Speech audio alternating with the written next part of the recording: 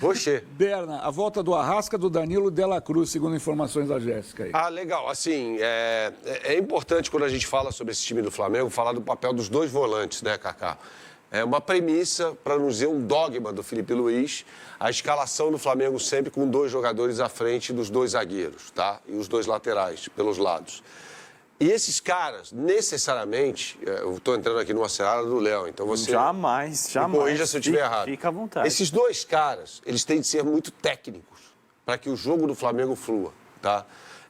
O Jorginho vai ser um deles. Fantástico, jogadoraço, tá? O outro pode ser o Saul, que jogou contra o Internacional no último domingo. Eu acho improvável que seja o Saul. Pode ser o De la Cruz, eu apostaria no De la Cruz, e pode ser o Alan. Ou pode ser o Everton Araújo, são 4 opções. Algo me diz que o De la Cruz, não é informação, é opinião, que o De la Cruz vai para o jogo. Eu acho que ele vai de Alan ou Everton Araújo. Pode ser também. E se escolher um dos dois, eu iria de Everton Araújo.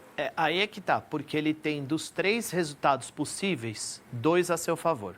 O empate e a vitória. Sim. Perfeito? Ele vai jogar com isso ou ele vai jogar como Flamengo? Vai jogar como Flamengo. O Flamengo jogou com um bloco de marcação mais baixo, que eu me lembre, uma vez só sob o comando do Felipe Luiz. Palmeiras no Allianz Parque. Palmeiras no Allianz Parque. De início, tá? Sem se adaptar às circunstâncias que o jogo pedia. Aquele jogo contra o Corinthians na Neoquímica, no ano passado, pela Copa do Brasil, o Bruno Henrique é expulso com 27 minutos, aí ele mete 3 zagueiros e fecha a casinha. Era uma circunstância muito peculiar. Agora, contra o Palmeiras no Allianz, ele começa com o bloco lá embaixo. A estratégia era acionar o Everton Cebolinha, só que o Cebolinha estava muito mal naquele jogo. Muito mal. E aí aquilo não rolou bem, tá? Mas eu acho, respondendo ao questionamento do Ivan, que ele vai jogar com a marcação lá em cima. Por isso eu acho que o Pedro não vai para o jogo tampouco. Com esses 4 nomes, você tem nitidamente 2 caras tecnicamente mais refinados, Saul e De la Cruz, 2 caras de maior imposição física, que trabalham mais sem a bola, caso Alan e Everton Araújo. Os 2 de mais refino técnico, eu acho que ainda não estão 100% para jogar uma partida eliminatória de Libertadores fora de casa. Por isso que o meu palpite é que o Felipe Luiz vai ficar entre Alan e Everton Araújo. Pode ser, sim. E acho que no caso do Alan, acho que tem um pouquinho mais de refino com a bola do que o Everton Araújo, que é um cara mais destruidor.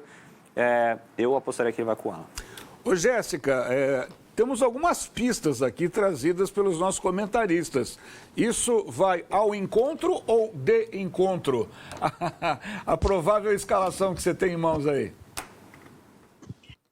Sim, quase que respondendo também a questão do Ivan, né? Da forma como o Flamengo vai jogar, e ele diz que o Flamengo vai para vencer o jogo. Vamos à provável escalação, a gente coloca na tela enquanto eu falo, porque assim, existem algumas dúvidas, já, algumas questões. A questão do Flamengo estar se dividindo entre as duas competições, né? E também priorizando uma em detrimento da outra. Mas assim, o provável time do Flamengo, uma possibilidade é essa que a gente vê na tela. O Rossi no gol, com o Varela na lateral direita. O Danilo entrando no time, na dupla de zaga, né? Sairia o Léo Ortiz ou o próprio Léo Pereira, e então a gente coloca na dupla essa questão da dúvida. Na lateral esquerda, o Alexandro. E aí, exatamente essa questão do meio-campo, né? Que os meninos estavam comentando, porque assim. Existe a possibilidade do Saul jogar com o Jorginho, existe a possibilidade do De la Cruz ganhar essa minutagem. O Felipe Luiz, ele até falou um pouquinho sobre o Saul, né, depois do último confronto, sobre a questão também de dar um pouco mais de sequência ao jogador. Então, começaria jogando, a gente não sabe se completaria 90 minutos, é jogo de Libertadores, mas o Flamengo tem uma vantagem mínima, é um adversário brasileiro, também deve se considerar esse ponto, né? Então, essa questão da dupla de volância é uma das principais, exatamente, é o Jorginho ou o Saul, Jorginho ou o De la Cruz, Jorginho ou Everton Araújo, Jorginho ou Alan. O Jorginho é o homem ali do meio campo ao lado da Arrascaeta, e aí lá na frente outras questões, porque o Plata deve ser titular, né? O Luiz Araújo completou 2 jogos aí com 90 minutos, pode ser poupado, com o Samulino jogando pelo lado esquerdo. E a dúvida do Bruno Henrique ou do Pedro, a tendência de que o Bruno Henrique seja, de fato, o titular essa noite. Um DM que só tem o Eric Pulgar, né, que está se tratando aí do problema do metatarso no pé direito, ainda está sem um prazo definido de retorno, e é o único atleta do Flamengo, então, que não fica à disposição. O desenho é mais ou menos esse, mas essas dúvidas a gente, de fato, só vai confirmar quando a escalação oficial sair, viu, Kaká? Perfeito, Jéssica. Muito obrigado pelas informações, porque já a gente vai fazer contato com o Sul para saber as informações também do time colorado. Beijão, Jéssica, obrigado. Um beijo, obrigado. Só rapidinho, hein? A Betano ainda não estreia hoje, viu? O patrocínio vai ser novo patrocínio, né? Só para o dia 31 de agosto. Deve entrar aí cerca de 895 milhões de reais até 2028. Muita grana, viu, Kaká? Mas hoje ainda não tem estreia, não. Hoje ainda segue como era anteriormente no uniforme, no principal espaço do uniforme do Flamengo. Um beijo, bom restante de programa aí para vocês. Valeu. Tá aí a Jéssica Dias trazendo as novidades do Flamengo. O Flamengo que é líder do Campeonato Brasileiro, 4 pontos à frente do Palmeiras, que é o segundo colocado. O Flamengo tem 43, Palmeiras tem 39, sendo que o Flamengo tem um jogo a menos. O Palmeiras Jogo tem... a mais. Do campeonato aqui. O Flamengo tem um jogo a menos, mas o Palmeiras tem 2 jogos a menos. Isso. Pô, você não deixou nem molhar Não, desculpa, é porque eu estava falando, achei que você estava fazendo a relação. Desculpa, perdão. Não, em se comparando com o Cruzeiro, que é o terceiro colocado, tem 20 jogos. Não, você está coberto de razão. Está na 20ª rodada do Cruzeiro. Errado, mas tem razão. Só que... Bota de castigo, eu estou proibindo. Como é que é aquele cronômetro? Põe aquele cronômetro, você não fala durante 20 minutos. Agora, a questão é a seguinte: se o Flamengo perder a classificação da Libertadores lá no Sul... Você quer botar o Felipe Luiz ali na conversa também? Eu não vou colocar ele no BBB dos técnicos, mas eu quero saber que tipo de crítica, como é que iria respingar no trabalho dele uma eliminação, por exemplo, lá no Sul hoje. Kaká, dependendo da forma, se acontecer como acontecer, ele vai ser cobrado. Para de me borrifar. Não, jamais. Porque você é outro que não deixa nem eu completar o raciocínio aqui. Não, senhor, jamais. Os amotinados do bola rolando, né? Não, eu gosto. Ele é sacaninha. Ele joga a bombinha e vira as costas pra mim. Só falta ele sair correndo ali pra trás do Cezinha. É o Mutley, aí fica rindo aqui, virado de costas pra mim. Eu adorei a pauta. Ele é um amotinado, viu? Cuidado com ele, viu, cara? Eu adorei a pauta. É baixinho, mas e aí? ruim. Corre risco? Não, risco de cair, não. Não, isso aí ele não corre, independentemente... Nem pensei nisso. Não, mas ele vai ser cobrado. Se você for para o outro lado, acho que a cobrança vai ser maior ainda. Ah, sim. Se você for para o outro lado do confronto. Já acabou a temporada, né, O Inter colocou o time totalmente reserva em casa para enfrentar o Flamengo no final de semana e foi dominado. O Flamengo foi melhor que o Inter do primeiro ao último minuto do jogo do final de semana. Isso pegou muito mal no Sul e o Roger aposta muito numa classificação hoje para conseguir ter um pouco mais de paz lá no Inter. Porque você praticamente rifou o jogo do Campeonato Brasileiro visando uma classificação que não está garantida no meio da semana. Se você não conseguir esse objetivo na quarta-feira, como é que fica o Roger?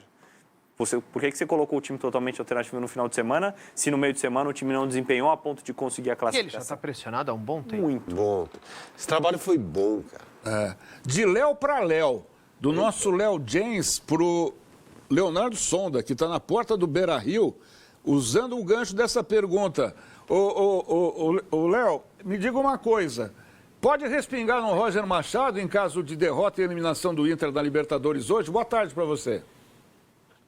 Tudo bem, Kaká? Muito boa tarde para você, boa tarde a todos que nos acompanham aqui no Band Esportes. Um abraço aí para os amigos do estúdio, Bernardo, Léo e também o Ivan, que está aí na bancada.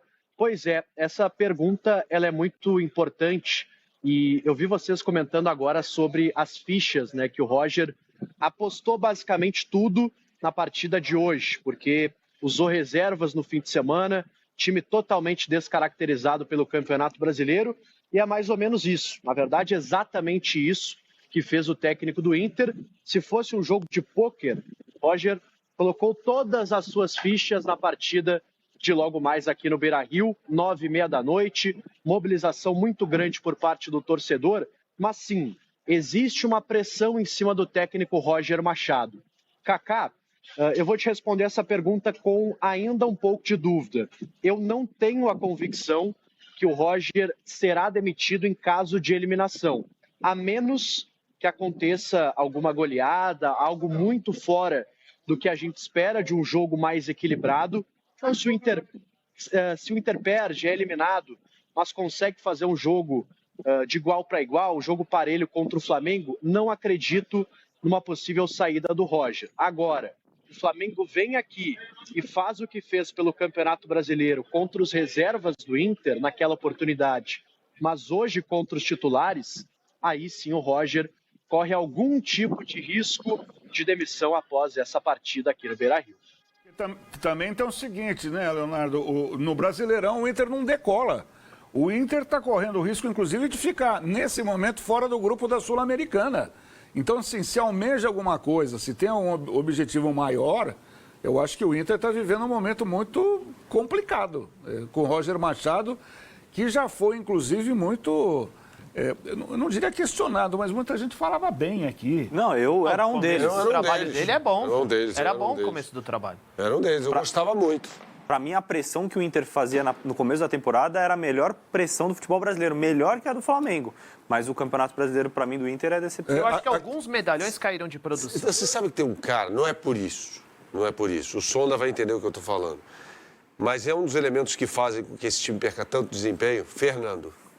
Que já nem está no Inter mais, né, Sonda? Ele saiu. Mas quando ele se machuca, esse time faz assim. Porque aqui em São Paulo ele já foi muito elogiado, viu, Léo? Eu não sei aí a imprensa do Sul como é que está tratando o Roger Machado, mas ele já recebeu elogios, de repente o time descambou. O time descambou, caiu de produção aqui e hoje corre o risco de ficar fora da próxima fase da Libertadores. Pois é, Kaká, eu até conversava com um colega de vocês, o Alexandre Pretzel, quando estive aí no estúdio do Band Esportes, e ele tem uma visão muito parecida com a minha, de que o Inter acabou sendo até um pouco supervalorizado por um campeonato gaúcho que fez, e foi muito bom de fato, mas é um campeonato de um nível muito inferior, né? Quando o Inter começou a disputar a Libertadores, começou a ter mais dificuldade, tanto é que se classificou ali na última rodada em primeiro lugar contra o Bahia, venceu por 2-1 aqui no Beira-Rio de virada, saiu perdendo, então quase ainda ficou de fora dessa fase decisiva da Libertadores. E o Campeonato Brasileiro é exatamente o que vocês trouxeram. É um time que começou muito mal, o Inter não conseguiu dar um bom início na competição e a partir daí largou completamente o campeonato. Começou a focar na Copa do Brasil, também na Libertadores e aí abandonou o Campeonato Brasileiro. Essa questão envolvendo o Fernando, ela é muito importante também, porque uma das principais leituras que se tem aqui sobre a queda de desempenho é justamente por conta da ausência do Fernando. Ele ficou de fora por vários jogos por conta de lesões ao longo da temporada e teve uma grave lesão no joelho que fez, inclusive, ele rescindir o contrato com o Inter. Não é mais jogador do clube, mas era um dos pilares desse time do Roger, que agora vem conseguindo encaixar o Thiago Maia como novo camisa 5, embora seja um jogador aí bastante diferente em característica do volante ex-internacional Fernando. Fernando chegou a fazer função de terceiro zagueiro Contra o Flamengo. E contra o Corinthians. Contra o Corinthians, os dois jogos. Para jogos em que o Inter era mandante, geralmente ele atuava como primeiro homem no meio campo. Isso. Eventualmente, se a bola era, como a gente colocar no tatiquês, lateralizada, quando ela vai para a lateral, ele vem para o meio dos dois zagueiros, aí você forma uma linha de 5, defende melhor o campo todo. Para jogos fora de casa como esse da primeira rodada do Campeonato Brasileiro que vocês citaram, ele podia atuar também como terceiro zagueiro. Qual é o time provável do Colorado para entrar em campo daqui a pouco, Léo? Por incrível que pareça, o Roger ele vai repetir o time que entrou em campo no Maracanã na última quarta-feira, que perdeu por 1-0. O Inter não acredita que tenha outras grandes mudanças a fazer, a não ser na forma de jogar, no anímico desta equipe. Mas o time está praticamente confirmado. O Roger trabalhou esta equipe no treinamento de ontem. O goleiro é o Rocher, o Aguirre na lateral direita, Vitão e Juninho, ex-Palmeiras, a dupla de zaga, e o Bernabé é o lateral esquerdo. No meio-campo, Thiago Maia é o novo primeiro volante, joga um pouco mais alinhado com o Alan Rodrigues, que é o cara que aparece mais no campo de ataque. Alan Patrick é o armador, camisa 10. Pela direita joga o Bruno Tabata, pela esquerda o Wesley e na frente o Ricardo Matias. Existia até uma possibilidade do Borré começar a partida entre os titulares, ele que marcou o gol na partida pelo Campeonato Brasileiro, derrota por 3-1 aqui no Beira-Rio, mas o Roger prefere dar sequência ao garoto de apenas 18 anos, Ricardo Matias. E a grande novidade nessa delegação é o Carboneiro, que voltou de uma lesão no adutor da coxa, está relacionado, mas ainda sem as condições ideais, começa no banco de reservas.